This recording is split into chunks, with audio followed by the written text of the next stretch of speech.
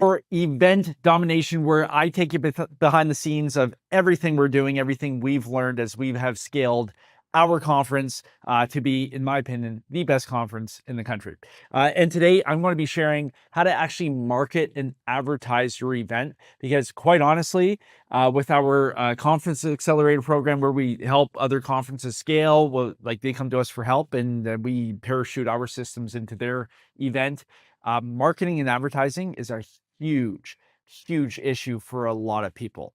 And this is something, quite honestly, we had to figure out and learn the hard way. Because when I first started, our first year, I hired a couple ad agencies to help us, because I knew I had to advertise and market, and especially at that time, because we started during the COVID lockdown. So like there was no meeting anybody, everything had to be done through like paid social media ads. Hired a couple agencies and literally got no results. Um, really bad. And the reason is, like most ad agencies, they know how to sell mugs on Amazon if they're an e-com offer. They know how to do book a call funnels for coaches, agencies, but event tickets are very different. And the reason is, there's so many reasons why somebody won't want to come to the event, right? So if you're doing an e-com, if you're selling something on Amazon or doing Amazon FBA, whatever, it's a mug. They need mugs. They search on Amazon mugs, and you have a couple options. They pick which one they want. If they have Prime, they get it the next day, right? It's that easy. But with events, you've got travel considerations, you got flights, you got driving, you got hotels, you got food, you have to get time off work, you have to get time away from the family, which may or may not be an issue. There's all of these things, roadblocks, these obstacles that are going to be between the prospect seeing your ad and them actually buying a ticket. And this is why selling events, conferences, workshops is so hard, because it is hard to do. You have all these things actually working against you, and that stop the prospect from actually taking action. And the tracking becomes difficult. Everything becomes more difficult because it's such a long cycle. For instance, we have people who will become a lead in our pipeline, and they'll sit as a lead for 3 months. 3 months in our system, and then they'll buy a ticket, right? So if I break this down in terms of our marketing sequence, right? So we've got early bird right here, and you're going to have a big spike in terms of early bird tickets. Volume's going to drop down. I call this the messy middle, right? And then you've got your last minute people. Now, in the last, let's say 4 to 5 weeks, you're going to do about 50% of your revenue in the last 4 to 5 weeks. And this is what causes gray hair when you're running a conference, right? Because like you've done all this work, you have all these tickets left to sell, and you're like, oh crap, are people actually going to buy? If you've done things right, they will. But sometimes it backfires and nobody buys tickets. If you're missing a key component, which we can definitely help you with our consulting side, right? But a lot of your revenue is going to come here, and then the other 50% is going to be spread between your early bird and your messy middle. Now, the key to actually the marketing and the sales process specifically is keeping your messy middle consistent, right? Because you need your staff, you need to have that revenue coming in. This is the hardest part, the messy middle. So you need certain things in the mix, like price increases. It's like that carrot and the stick. You need this in the messy middle to get you through between the two humps, which is early bird and your last minute. Now, how do you actually advertise and get the message out there and get people who are actually interested, right? Like I said before, this is a huge issue for a lot of people. And this is what most events do if they're running ads, right?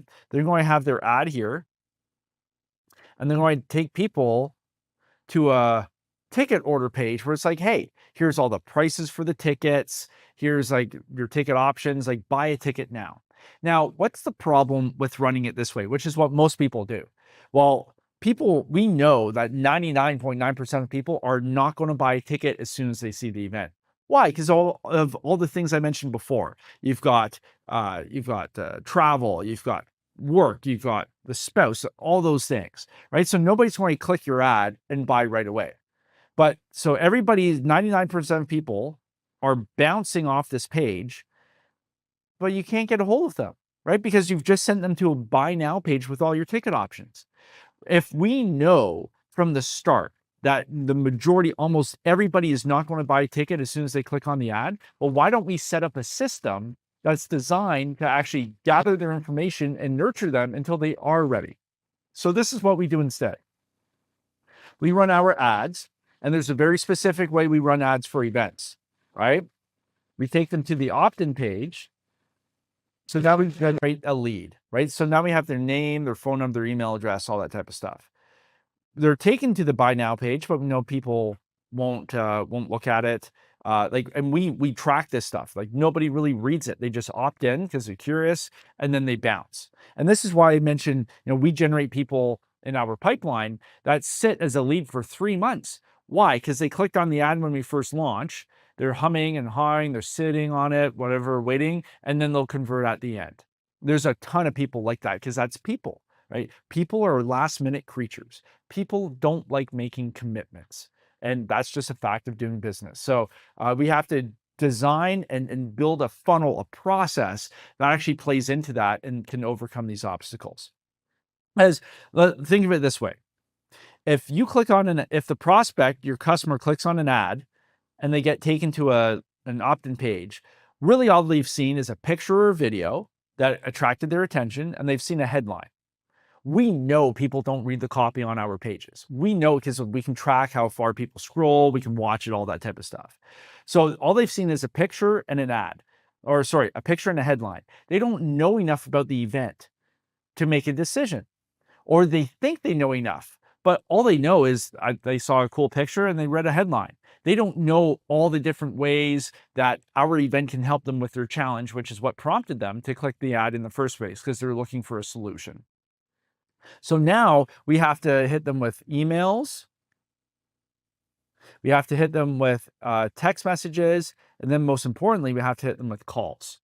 Because now, once we get them on the phone, we can do discovery. And if you want to learn how to do that, check out Tuesdays at 12 o'clock Eastern for the bullpen, where I talk about our sales processes, how we're building out our sales team, all the lessons we've learned. That's sales focused on Tuesdays.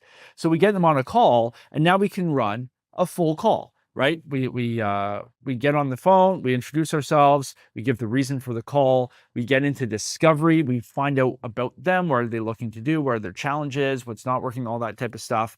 Now we transition, and now we position our conference as the solution to their problem. And if your advertising is on point, if you have the right messaging, you're going to be attracting people and getting on the phone with the right people who have a problem that your event can solve.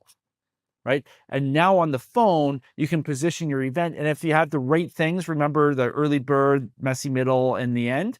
If you have the right components in place to incentivize people to take action now, and you have a good person on the phone who can build that urgency and scarcity, now you're selling tickets. That's what it takes. So what we want to do is we want to inject ourselves through our sales team, our calls, inject ourselves into the prospect's decision-making process. Because left alone, and this is another place where a lot of events get into a lot of trouble, it's really hard work to get somebody to take action. So if you even get their email address, but all you're doing is sending emails, man, like, nobody's going to take action. They might read it, but then they have to click. And then you're counting on them to pick a ticket option, enter all their payment information on their own, and give you their money.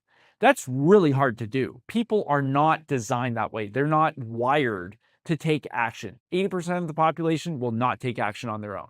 So that's why we have to get on the phone, follow our process. Like, we have a very specific script that we use for selling tickets, right? We get them on the phone and walk them through the process and literally hold their hand as they make the commitment with them. Right? That's how we sell a lot of tickets. So right now, if you're a conference, and maybe you're stuck at 400 people, 300 people, 700 people, and you're not growing. Well, like, we have to look at that sale process because something's missing. But it all starts with the advertising and the marketing. So this is one lesson in terms of ads, right? Because we got a couple minutes left here. In terms of the ads, my first year, I wasted a ton of money because we were testing. Everybody said they could sell tickets, and I learned very quickly that most ad agencies cannot. I have yet to find an ad agency who understands the ticket sale process for conferences, which is why we do everything in-house. We just got fed up and did it ourselves. But yeah, in terms of the ads, this is what a lot of people do. They have bad. So when I talk about ads, you got creative and you have copy. On the creative side, you can do videos, you can do images, you can do testimonials. Now, our first year, so if you're launching your event for the first time, it's going to be challenging for you because you don't have testimonials from past events. You don't have images from past events, and you don't have videos with B-roll from past events. So you're going to really, really leverage and lean on your speakers. Now, this was one of the mistakes I made. So I thought, okay, well, we've got 10 speakers, let's call it, on my speaker lineup. Well, I want to equally advertise all of those speakers. Well, the fact is 20% of your speakers are going to generate 80% of your ticket sales. That happens every year. Even with our A-tier speakers, so this year we had Robert Herjavec, Jordan Belfort, Elena Cardone. One of those speakers will sell way more tickets than all the other ones. It's just the fact. And we were actually surprised. We'll keep it in-house, but one speaker who we did not expect to sell the most amount of tickets actually outperformed the other ones. That's a closely guarded secret, but it was not who you would think. So, you have to really leverage those speakers. So what you want to do is you want to test, and we have a very specific testing sequence. So you test these, and then who cares? It's your event, so you advertise who's going to have the biggest impact. My first year, I made the mistake. We just advertised everybody equally. It made the speakers feel good because they see themselves. It gives the ego boost, but it had no impact. So you have to be a little bit more ruthless. And if I could go back in time, the first year I would be. You have to be ruthless and just focus on, hey, who's getting the attraction? Who's getting the conversions into ticket sales? Who do people really, really, really want to see? Now, if you set up your speaking lineup the right way, and now we do a lot of market research, we do a lot of surveys, so that way when we're picking a speaker, we know they're going to land. We know they're going to land. But if you're just starting out, you might not have that. If you're not working with us, you might not have that. So you got to test, but just focus. Hey, if you got somebody getting all the clicks and those are turning into ticket sales, once you're on the phone with the phone team, man, just pump those people. Who cares about the rest? Right? Because a speaker would rather have a full room than an empty room, but get all the ego boost from the online social media. I hope that makes sense. Now, in terms of copy, we have a couple different variations of copy that we use because we spend a lot of money on paid ads, paid media, a lot of money. And we found there's 3 types of copy and 3 ways to structure your copy for event tickets, right? But with your copy, you're always, always, always testing. So what we do is we'll take, we have our thesis, our block copy, right? So this is our standard template. And now what we'll do is we'll create 6 to 10 variations on that one piece of copy. Then we'll do copy number 2. Again, 6 to 10. So now we've got 20 variations, and we have the 3.